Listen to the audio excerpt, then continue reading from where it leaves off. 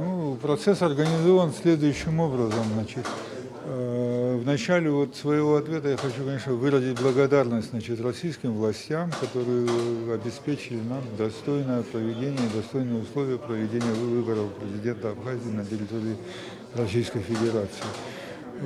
Это не просто техническое предоставление помещений и всего остального, но еще и просто доброе человеческое отношение, которое мы ощущаем каждую минуту, находясь здесь.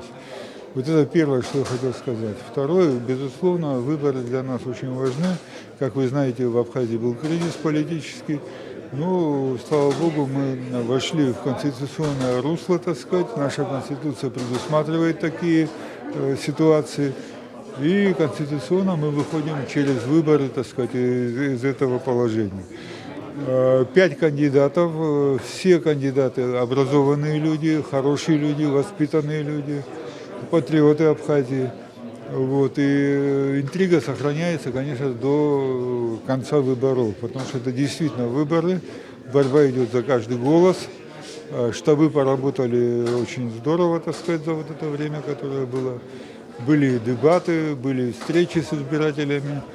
Сегодня мы вечером узнаем результат всей этой работы, которая продолжалась в течение последнего месяца в Абхазии. Сейчас мы всего работаем, 8:58.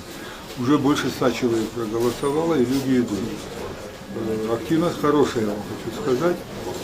И это не удивляет, на самом деле, потому что большой интерес к этим выборам.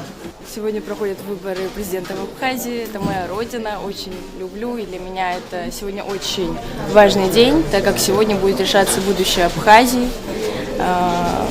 Поэтому просто не могли не прийти.